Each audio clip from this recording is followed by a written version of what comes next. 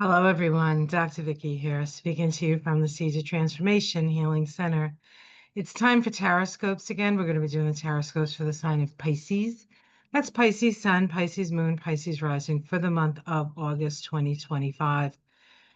Before I get started with that, I want to welcome my new subscribers. Welcome to this wonderful community of like-minded souls.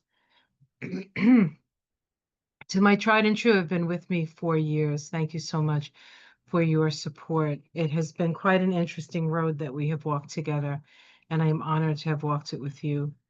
To my new members of my YouTube channel, thank you so much for your membership. Thank you for your support. There will be more videos coming specifically for you and only for you, and a few more deplorables for the basket of deplorables, and to balance things out, a few more adorables. And there's plenty of adorables out there, and we will look at them through the lens of astrology, numerology, and Kabbalah. And to my Patreon people who have been with me for years, thank you so much for your continued support. You will also get more interesting videos to come. You guys actually get this first. You get these Taroscopes first. So you have the skinny about a week or a week and a half before anybody else does. So if you want to be in the know, then Patreon or membership is an option. Okay. So we're going to look at the astrology of the month. We're going to look at the astrology as it specifically applies to you. And then we're going to do a card reading. For those of you who are not all that interested in astrology, or if astrology sort of like my husband, astrology just goes whoop right over his head, you can take a look at the card reading. I will timestamp it for you. Okay, so let's get right into it. I'm going to share my screen now. I'm going to do the technology stuff, which many of you know is not my strongest suit. All right, here we go. Okay. Oh, okay, that wasn't exactly where I wanted to be, but that's okay. We will find our way uh, through August. Yes, sorry. Here we go. Almost there. All right. August 2025. So we're working with a couple of vibrations this month. Of course, we're working with the universal year vibration, which I've actually been talking about since the beginning of the year, since January. And that is a 9. 2025 is a 9 year. A 9 year is about separating the wheat from the chaff. A 9 year is about healing. A 9 year is about humanitarianism. A 9 year is about shining your light, just like the hermit does here, shines his light. This is the light that he shines from his heart. This is a light that he shares with others, and he accrued that light through his life experiences. We're in a 9 universal year, which means we're at the end of a 9 year cycle that began in 2017. In the 9 year, the harvest that was accrued in 2024 lies before us, and we get an opportunity to decide what we want to leave in the old cycle. So what is it that you want to let go of and leave behind? And what do you want to take into the future with you? What seed of wisdom do you want to take in to plant when the new vibration, the new 9 year cycle begins, which of course will begin January of 2026. 2026 is a 10-1 year. It's a year of change. The last time we had a 10-1 year would have been 2017, and the year before that would have been 2008. So you can go back and see what started in those years and how they manifested through the 9 years. And so this is our third try with this vibration, and I think it's going to be a good one. Of course, as we sit here, things look a total mess, right? I'm doing this in July, and it's as if the world's exploding all over the place in July. August is going to be a little bit of a different energy. I feel like in my bones that things are going to start to shift and move in another direction. I think the darkness has reached its pinnacle, honestly, and I think now the light is starting to filter through. All right, so We also are dealing with an 8 vibration. The 8 vibration is the vibration of as you sow, so shall you reap. Where do I get the 8? From the fact that August is the 8th month. It is associated with the sign of Leo and the strength card. Of course, the sun is in Leo for most of August, so that strengthens that energy. And this is energetically, if we were to overlay the chakra system on this tree of life, would be the throat chakra. So it's about finding your voice.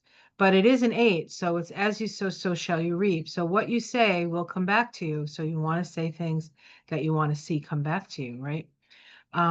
Wisdom, perhaps, discernment, perhaps, joy, happiness. Say it with love.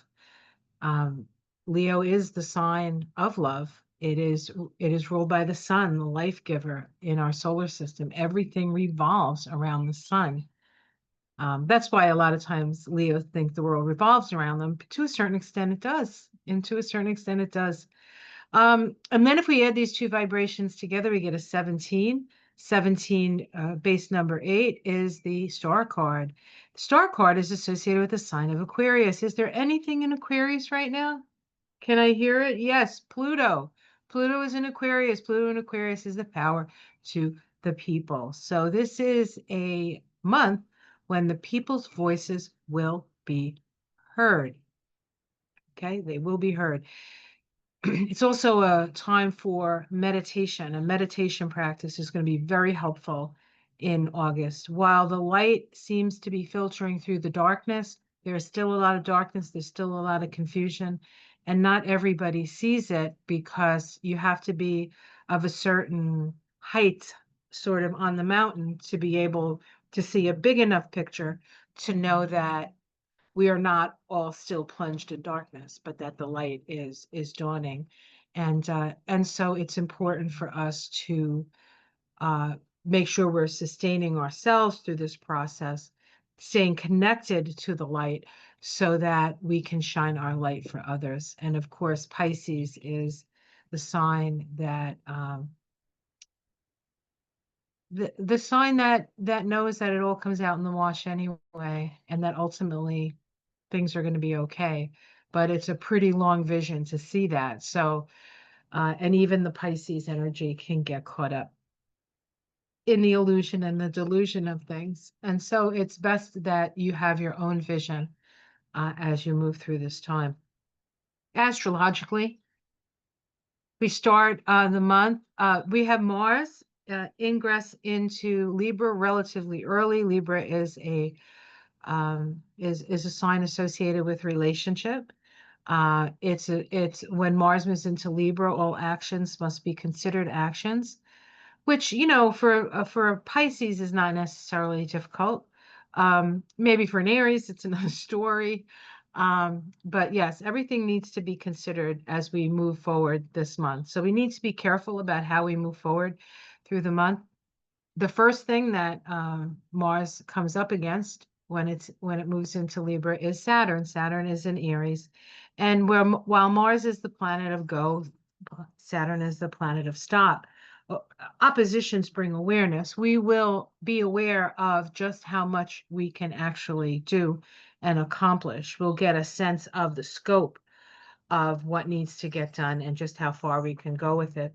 It does give us a sense of boundaries. Excuse me.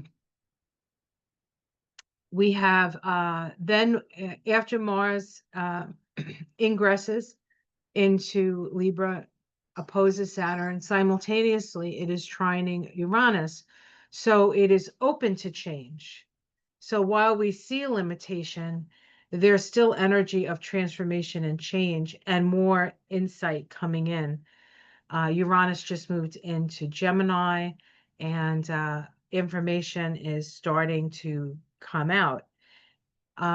Actually, Uranus will move back into Taurus to finish up what it has to finish up before it moves into Gemini, where it will stay for about 6.5 more years, 7 years in Gemini. So more and more things will be revealed. But right now we're getting a taste of it. And this trine to Mars, we can act on the information coming in. We on the 9th, we have a full moon in the sign of Aquarius. Full moons always bring awareness. Aquarius moon, the sun in Leo, powerfully in Leo. This is an opportunity for us to it does happen along the axis of love. Uh, uh, Aquarius and Leo is the axis of love. In Aquarius, it's love of humanity. And in Leo, it can be love of self, but it's also romantic love, right? Personal love versus impersonal love. We'll get a view on that. Once that happens, the next thing that happens with Mars is that it opposes Neptune, because Saturn and Neptune are moving together in the heavens right now. Now they are part of a cycle that actually began back in 1989. So while they're in a conjunction to each other, they are still part of an old cycle. They will move into a new cycle in February of 2026 when these two planets conjoin in the first degree. Yes, the first degree of Aries, which is the start of the zodiac and which is a world point. So by then, the world will be starting a whole new experience with Saturn and Neptune. And Saturn is reality and Neptune is imagination. And so it does really, we can actually create the world we imagine. So if you want to create a world that you want to live in, you have to visualize it and focus on that. And also at this time, come up with a story that you can tell so that you know what you want your life to look like when we have the opportunity to reinvest in our reality. On the 10th, Mars makes a trine to Pluto.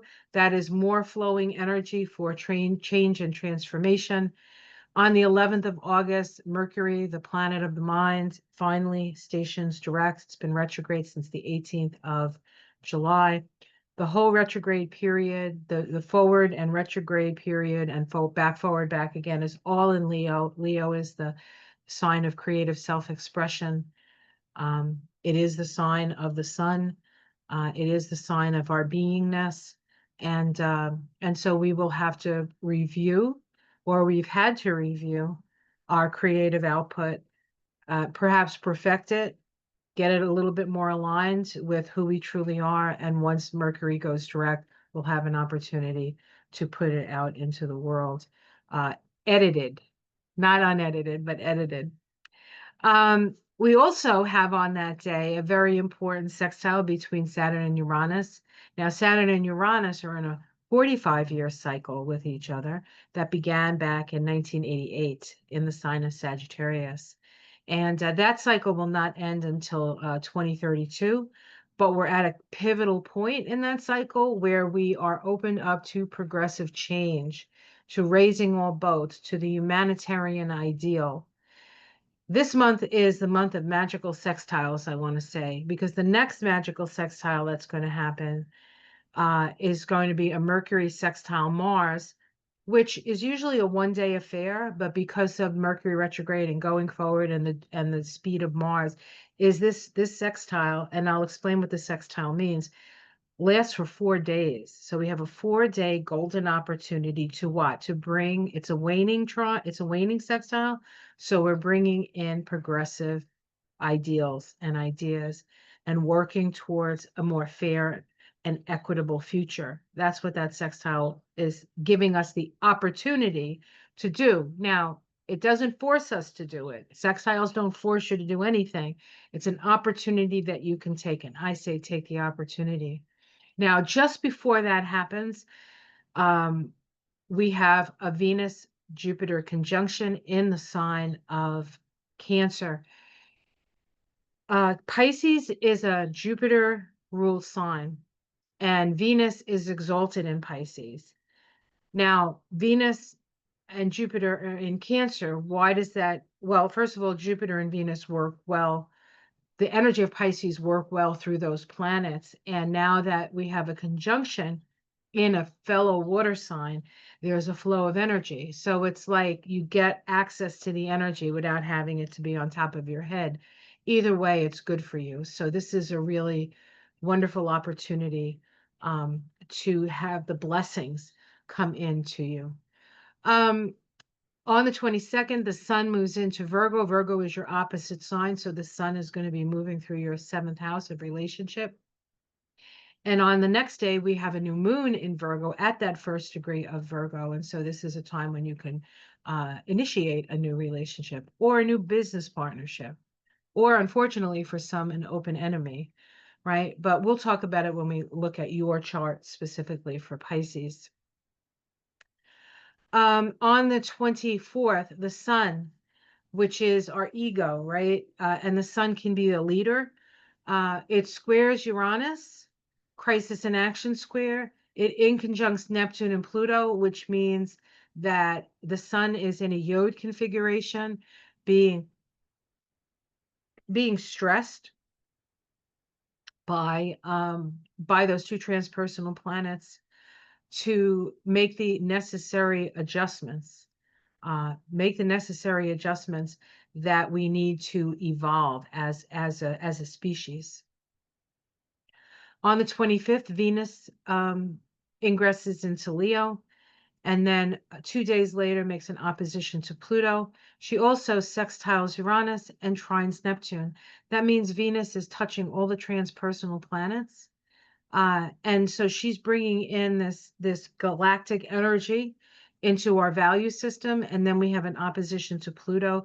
Oppositions bring awareness. The relationship between Venus and Pluto can be rather licentious or controlling. Venus, Pluto can be sex, money, and power. Oppositions are awareness or revelations. And so we might get some revelations. I'm not going to say what that might be. I'll let your imagination run free on that one. After all, you are a Pisces. Your imagination runs free every day, 24/7. And then on the 28th of August, we have another magical sextile. And this one, well, I don't know. It's sort of, is it the most powerful? I don't know. The Saturn Uranus one is pretty good. They're all good. All the sextiles this month are fantastic. But this one is one that we've been waiting for since 1993. And you might say, what? So in 1993, Uranus and Neptune conjoined 3 times. For those of you who are old enough to remember 1993, before 1993 and after 1993, you know that there was a big shift in our consciousness. You know, there was an opening up to all these metaphysical disciplines. A lot of metaphysical stores opened up right around that time and started to disseminate all this information that had been previously hidden, really. A lot of the occult knowledge was hidden for reasons because we weren't ready to be exposed to it. We weren't mature enough to be exposed to it. But back in 1993, when Uranus and Neptune conjoined, it was an expansion of consciousness, an expansion of consciousness. And so we've come to the sextile portion, the opening sextile, 60 degrees away from each other, the opening the lines of communication, right in alignment with AI. And of course, 1993 was also around the time that the internet came in. And so the internet really has this, there's going to be an explosion, an explosion in a good way, an opening up. All right. And so we can utilize that. The thing about sextiles is that they're opportunities. And if we don't take the opportunity will pass us by. There's nothing forcing us to take the opportunity. But I will say that there are 5 of these sextiles over the next couple of years, so we're going to have plenty of opportunity. But be aware that it's coming and things are opening up and the old is going to dissipate. We just have to have that leap of faith that we're going to get there. All right, so that's what I want to say about that. Let me, oh, right. So let me show you on your chart. I almost forgot to look at your chart, Pisces. We've got to go all the way to the end here. And there you are, Pisces. So just now I've said mostly what I want to say, but let's show you where it sits, where it sets up in your chart. The sun in Leo starts in your 6th house, your 6th house of health. So this really is a month of self-care for you. You know, you're a very psychic sign. You're very empathetic, and there's a lot of suffering going on in the world. So you have to make sure that you don't overexpose yourself to the suffering in the world. You don't really even have to, because you can feel it even if you don't watch it on TV. But when you watch it on TV and you see the visuals, it can be detrimental to your mental health. So it's okay to be aware, but you don't want to immerse yourself in the darkness here. We do have Mercury, which starts the month retrograde and then goes direct. You may have been having, and this also includes July, because Mercury was in Leo in July, went retrograde in July, ended the month of July retrograde, and comes into August retrograde and then direct on the 11th of August. So all that time we have Mercury sort of going back and forth in your sixth house of health. Your house of health is ruled by the sun, that's your heart. If you have any kind of, excuse me, palpitations, little things going on in your chest or anything like that, get them checked. It could be nothing. It could easily be anxiety, but you want to make sure that anything comes up that you get a check. Self-care is so very important this month. Venus, the planet of love, spends most of the month in your fifth house. The fifth house is the house of fun.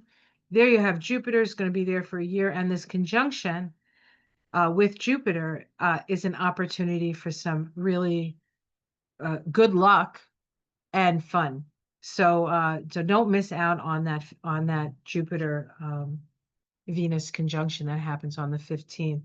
Uranus, the planet of the higher mind, is now sitting in your fourth house. It's going to be there for a little while before it moves back into your third house, into Taurus.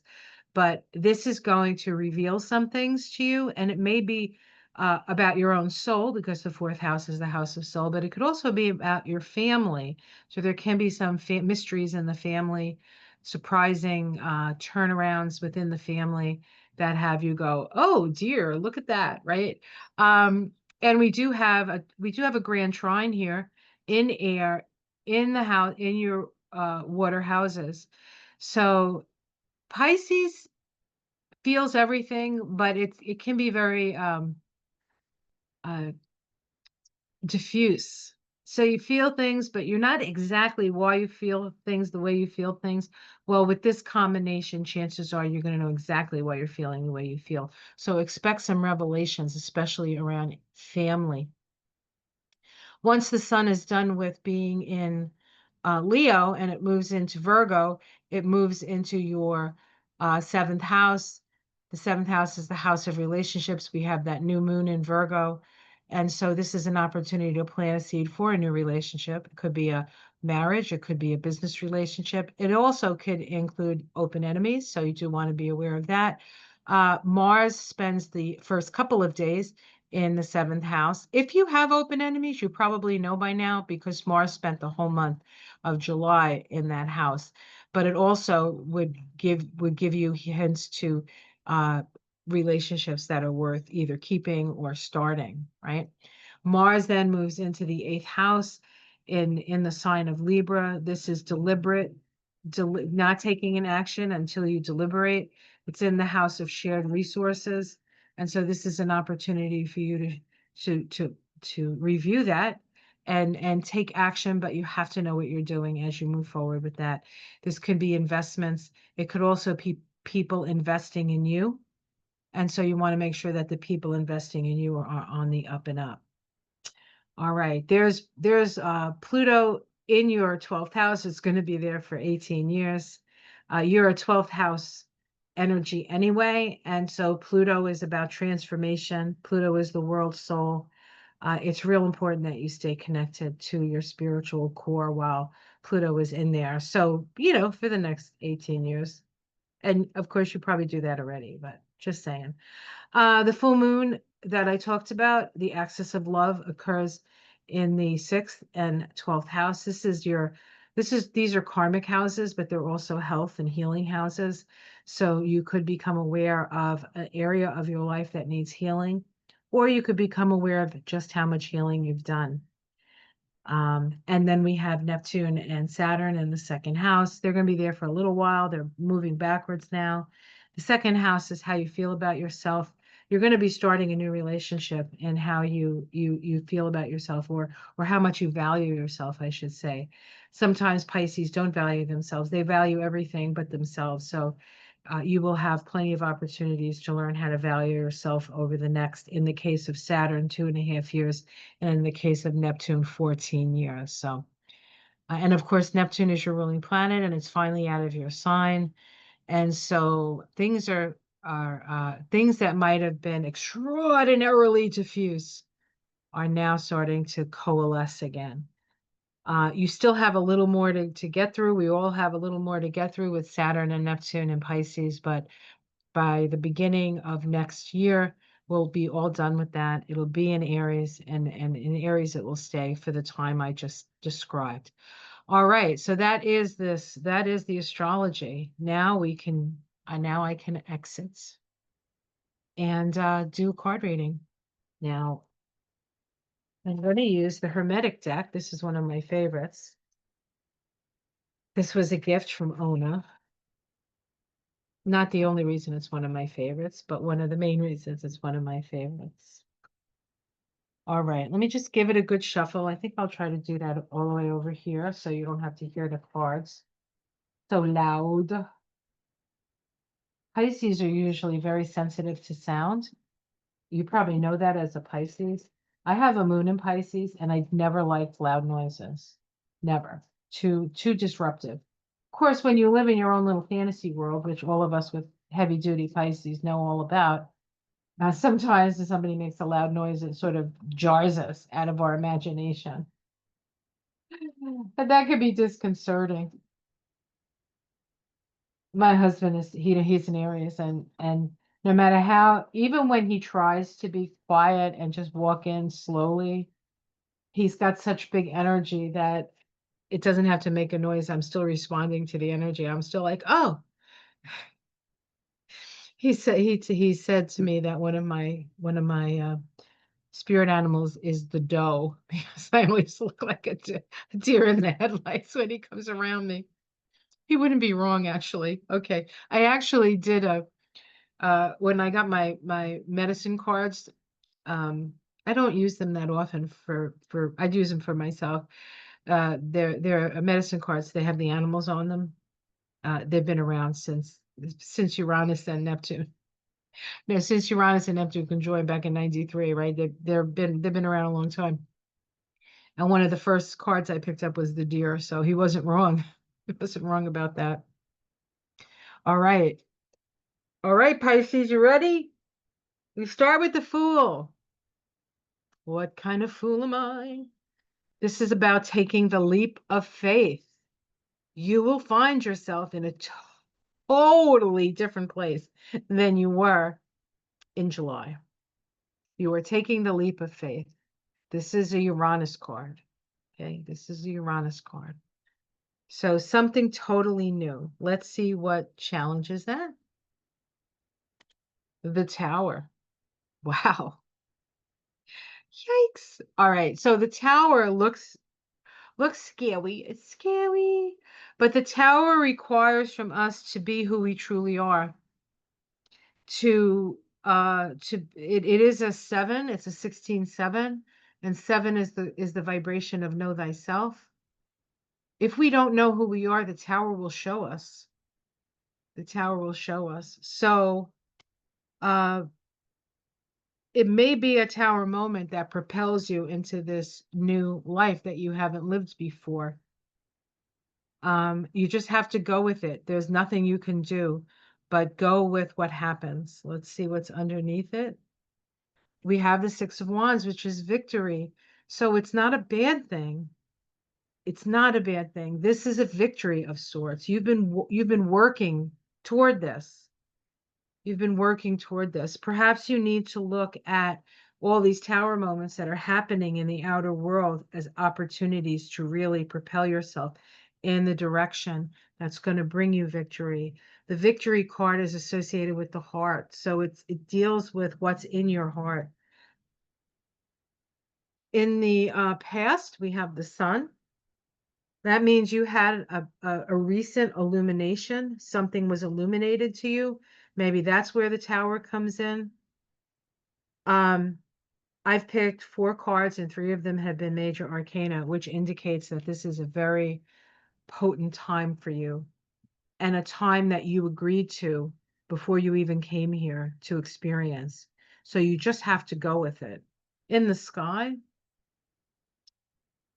we have the King of Wands. This is somebody who has dominion over their spirit.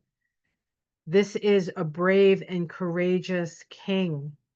He will lead based on what he knows to be true. All right. I like that energy up there. In the immediate future, so this month, in August, we have the Nine of Swords. This is anxiety.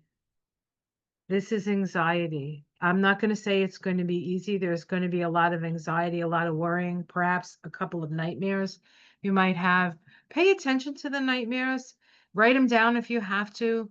It could very well just be something coming through to give you a message that's not necessarily about you, right? So I think it's something that maybe comes in to prepare you for what is to come beyond this time.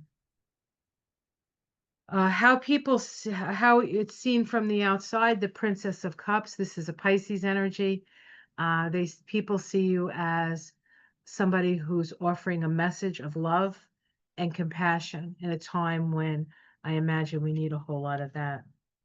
Your domestic situation, we have the Five of Cups, so there's going to be some disappointment. You may not get what you want where you are, but you still have two cups to work with. So if you have to mourn something, that's fine, but don't get caught up in the mourning. You want to make sure you give it the time that it needs and then take up the cups that remain and reinvent yourself. Your hopes and fears is the Star of Hope, right? The card of the month. So you're hoping beyond hope for good things to happen. I will tell you with certainty that good things are happening just on the other side of this. Just on the other side of this. The outcome, we have the Lord of Oppression, the Ten of Wands. So you're still, by the end of the month, you're going to feel like you have too much of a burden. Let's continue and see if we can get a major arcana. And then we get the Emperor. The Emperor is about dominion over your life. It's also about clairvoyance. And what I'm getting here is that, and this is what comes up for me, so I'll tell it to you, even though I don't like these to have any political ramifications to them.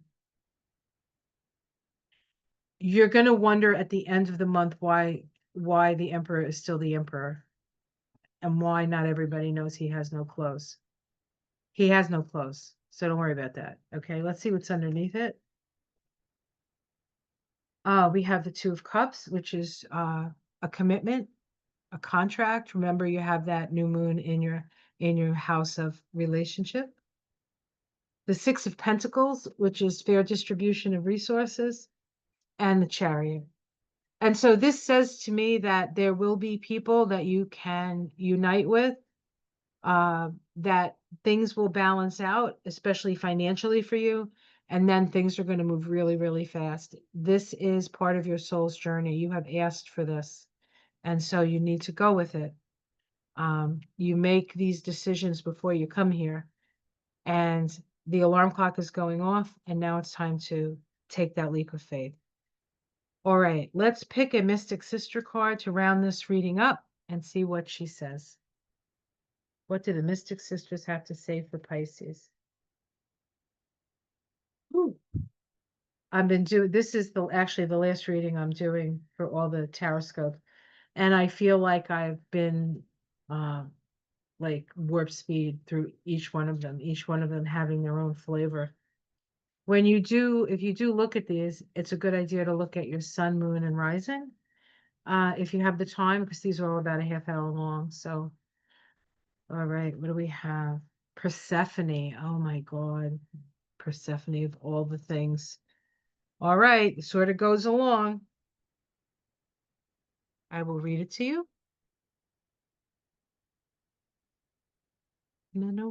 Resilience, adjustments, and faith. Leap of faith, right? Didn't I just say that? Okay, here we go. I'm going to hold it up so you can see how beautiful. Persephone. Okay. Persephone is the queen of the underworld, the guardian of the dead, and the daughter of the harvest goddess Demeter. One day when young, Persephone was picking flowers Hades, the lord of the underworld, saw her and became overwhelmed with desire. He abducted Persephone and brought her back to the underworld. He then offered her a pomegranate. Having eaten of the fruit of the dead, she became bound to him forever. She would ever rule over the underworld for the winter months of the year and would return in the spring to be with Demeter. Persephone symbolizes the unconscious and hidden reality that is full of riches and promise. She reminds us of our resilience in the face of a challenge. Her message is to trust that you have the resources within to make the most of any situation if you allow yourself access to them. Access to them. The one thing I want to say about Persephone and the myth of Persephone, and this sort of is seen in that Venus-Pluto opposition, that is, the Venus in that case would be Persephone, is that she entered the underworld as a maiden, and she came out of the underworld as a queen. And so it is the challenges in our lives that make us the queens that we're meant to be. And the queens are always the sustainers. They hold the space. And so hold the space for yourself, hold the space for others. This is a time of rebirth. It is not an easy time. I can attest to it with a Pisces moon. This is not an easy time, but know that you are strong enough and resilient enough to get to the other side of this. And when we do, we're going to be happy we did. All right. Have a wonderful month. Take care of yourself. I will be starting in September, I will be starting a introduction to the Kabbalah. It is the system that I work with the astrology, the numerology, and the tree of life. If you're interested in that, you can join us. It's scheduled for September. I believe it's either going to be the second or third week. We'll start. I have to look at my schedule, but I will put it up on my website, thesiegeoftransformation.com, on the events page. So you can look on the events page to see what classes that I'm teaching. All right. Have yourself a wonderful month, and I'll see you again in September. Take care of yourself, Pisces. Namaste.